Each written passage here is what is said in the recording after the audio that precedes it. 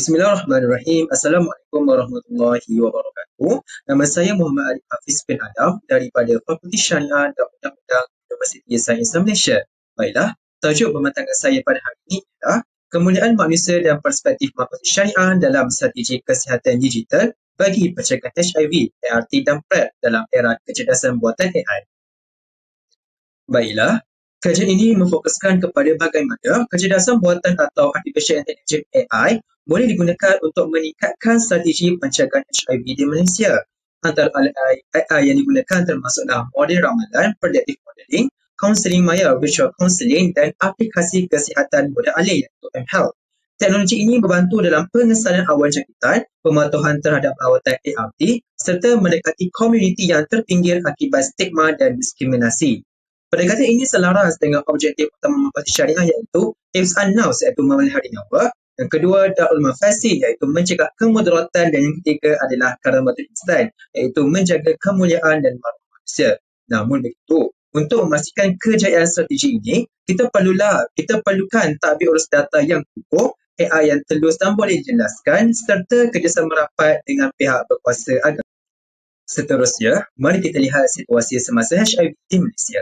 Pada tahun 2024, terdapat 3,185 kes baharu HIV, di mana 90% melibatkan lelaki berumur antara 20 hingga 39 tahun dan 96% jangkitan berpunca daripada hubungan seksual.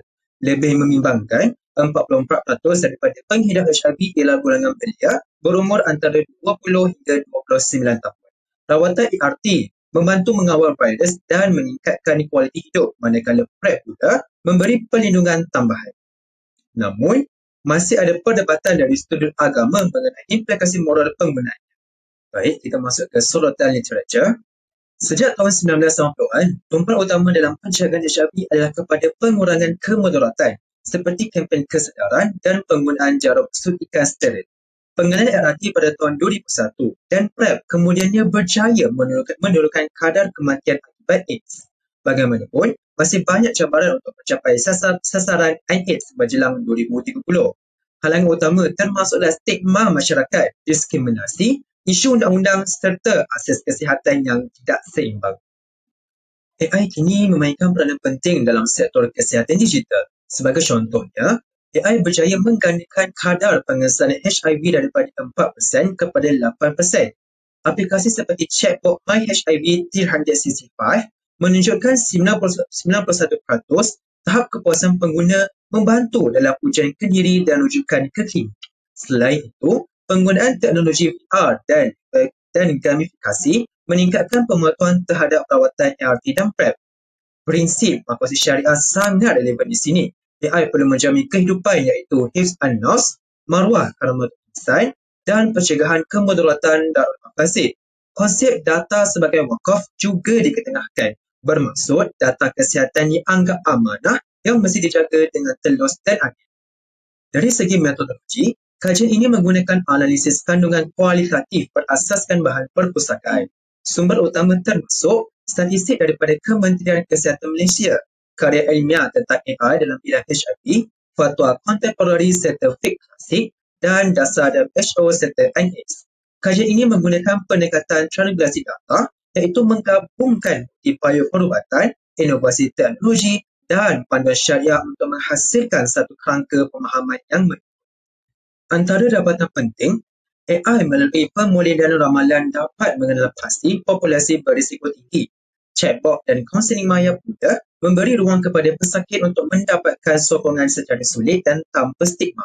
Aplikasi kesihatan seperti TestNow membantu pesakit melakukan ujian kendiri dan menerima peringatan automatik ART. Dari perspektif maqasid syariah, inisiatif ini menyokong yang pertama, ilaj al-marah iaitu mengubati penyakit, kedua, darul mafasid iaitu mencegah kemudaratan dan ketiga, karamatul insan iaitu menjaga maruah manusia. Namun begitu, ada risiko yang perlu diurus iaitu contohnya kebocoran data HIV dan AI yang tidak telus ataupun kotak hitam. Oleh itu, perlulah wujud explainable AI dan pengurusan data yang berasaskan kepercayaan.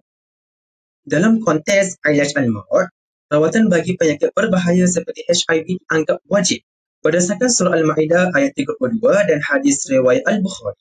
AI berperanan membantu pemantauan pesakit melalui peringatan automatik dan kaunseling maya.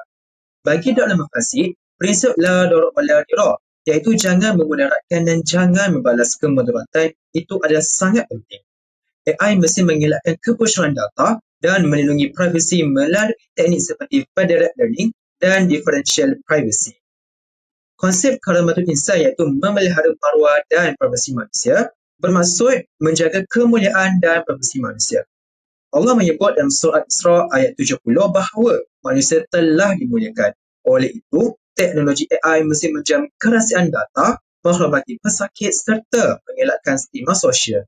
Ini penting supaya rawatan HIV bukan sahaja berkesan secara perubatan tetapi juga selaras dengan nilai kemanusiaan dan ajaran Islam. Akhir sekali, terdapat beberapa cadangan utama yang saya akan cadangkan. Yang pertama, bangunkan rangka kerja AI beretika yang menggabungkan prinsip makwati syariah dengan piawaian global. Kedua, kukuhkan undang-undang privasi data khususnya bagi maklumat pesakit HIV. Ketiga, melibatkan pihak berkuasa agama seperti mufti atau institusi fatwa dalam kempen berkaitan AI dan HIV. Keempat, melatih kemahiran literasi digital dalam kalangan doktor, imam dan juga NGO.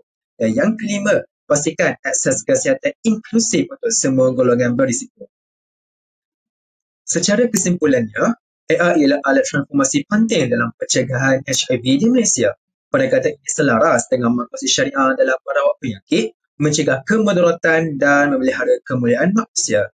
Dengan tabik urus data yang baik, kerjasama bersama pihak agama dan sistem kesihatan yang inklusif, Malaysia berpotensi menjadi peneraju global dalam bidang kesihatan berasaskan AI yang berpaksikan nilai keagamaan. Sekian itu sahaja daripada saya. Assalamualaikum warahmatullahi wabarakatuh.